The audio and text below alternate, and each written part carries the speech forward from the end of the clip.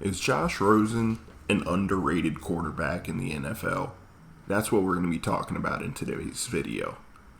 But first, be sure to go like and subscribe not only to me, but to my good friend, Mr. Mediocre. And then also go and like and subscribe the Broad Entertainment podcast, available on YouTube, Spotify, and Apple Podcasts. Links to that will be down in the description. But yeah, today, what we're going to be talking about is Josh Rosen an underrated quarterback, and has he been given a bad shake in the NFL? To answer the question quickly, no, he's not underrated. No, he hasn't been given an unfair shake in the NFL.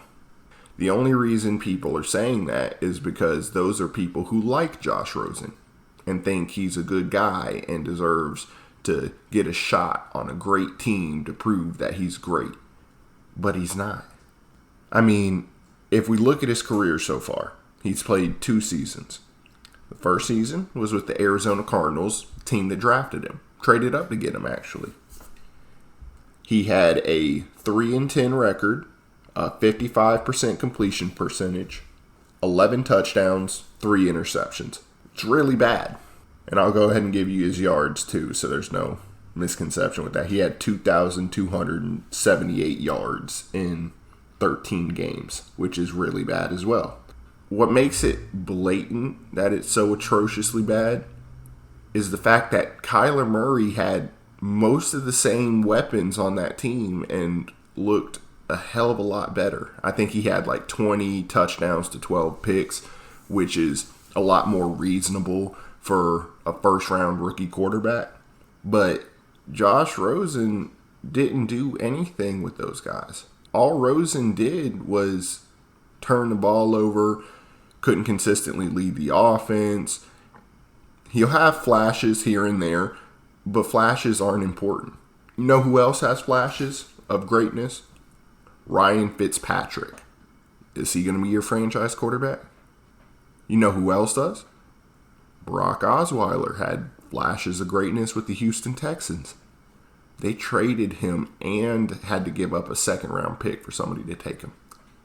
Flashes of greatness don't mean anything if you can't do it consistently. We'll move off the Cardinals. Let's go look at his Dolphin season. For the Dolphins, he played in 6 games. Started 3 of them, but played in 6. His record as a starter, 0-3. Didn't win any of the games. His completion percentage got worse and dropped from 55% to 53%. And then in those games that he played, he had 109 pass attempts. He had 567 yards passing, 1 touchdown, and 5 interceptions. That's your franchise quarterback? 1 touchdown and 5 interceptions in 3 games? And I know people who like him are going to go, oh, but that's with the Miami Dolphins. The Dolphins weren't a good team. Ryan Fitzpatrick was a lot better in 1 touchdown, 5 picks. I mean, Ryan Fitzpatrick was by no means great, but Ryan Fitzpatrick played 13 games as a starter, was 5-8, 62% completion percentage, 3,500 yards, 20 touchdowns, 13 picks. That's significantly better. That's closer to what Kyler Murray did than to what Josh Rosen did. So if it's the Miami Dolphins that's the problem, why can Ryan Fitzpatrick be serviceable for them and Josh Rosen struggle? But we're going to push that aside. Let's look at Josh Rosen's all-around skill set. Is he an accurate quarterback? Yeah, in a clean pocket, he is an accurate quarterback. Most quarterbacks in a clean pocket can be accurate. At least most halfway decent ones. But Josh Rosen is the issue. Josh Rosen has been the issue since he was drafted. Pre-draft, I had been on record saying Josh Rosen is a bust. I watched his film in depth. I watched Sam Darnold's film in depth. And the fact that they were viewed as similar to close ranked quarterbacks was disgusting to me. It genuinely made me disgusted because Sam Darnold is head and shoulders better than Josh Rosen. And I think that Josh Rosen has proven me right with his play.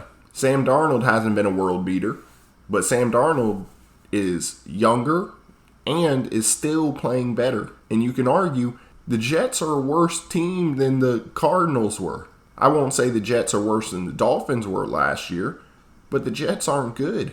His number one was Robbie Anderson, who stopped trying and was really only running go routes. That was his number one. And then the Jets also did nothing to protect him when the Cardinals at least tried to get some offensive linemen through the draft and free agency. And then, like I said, Miami's offensive line wasn't elite either, but Ryan Fitzpatrick was able to get some work behind it and do decent. What's his excuse? All around, Josh Rosen is a waste of a first-round pick and is going to be out the league in another year